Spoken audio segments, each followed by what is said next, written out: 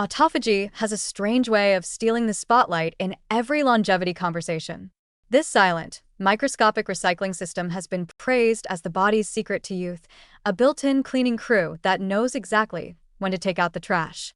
The twist, of course, is that autophagy doesn't really get going until you stop eating for a while, which is why fasting so often becomes the golden ticket in wellness circles.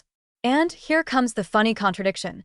The morning, that traditional time for breakfast feasts and coffee rituals, is actually one of the best windows when autophagy could still be humming along after the night's fast.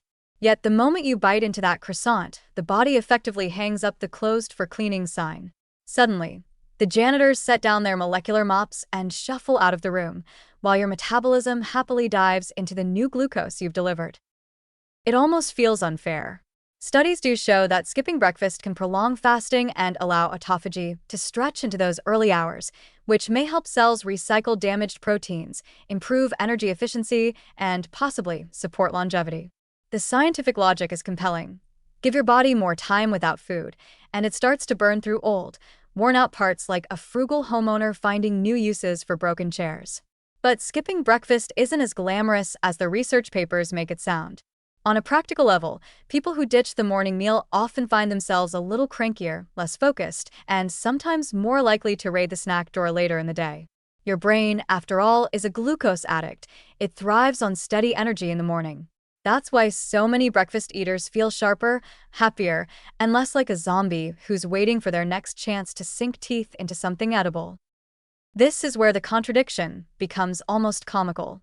On the one hand, autophagy is a longevity superstar, the darling of scientific journals, a process that might keep you healthier on a cellular level.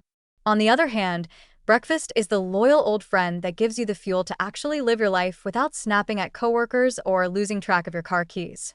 If you were to draw this out as a cartoon, autophagy would be the wise janitor saying, "We need peace and quiet to fix the pipes," while breakfast bursts in as the energetic coach shouting, "Eat those eggs, let's get moving."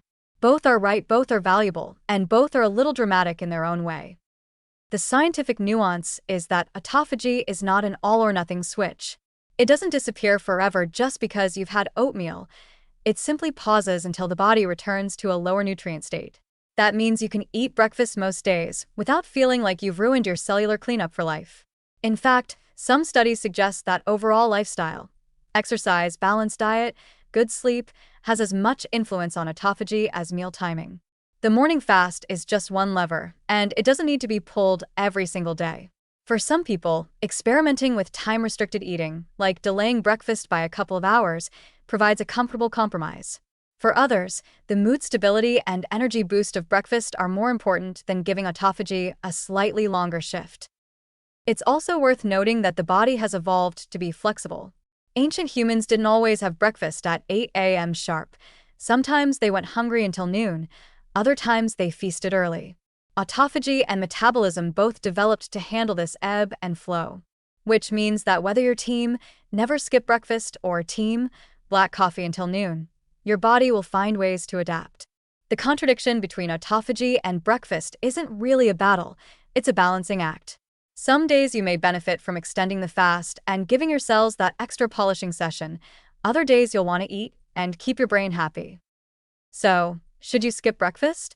The honest and somewhat funny answer is, sometimes, but not always. Skipping breakfast lets autophagy shine, but eating breakfast keeps you sane, functional, and pleasant to be around. If you love breakfast, enjoy it, knowing autophagy will return later in the day when you stop eating again. If you like the idea of fasting, skip or delay breakfast once in a while, and your janitors will be thrilled. Either way, you win because you either get polished cells or pancakes. And in the strange math of human biology, both count as health benefits in their own way.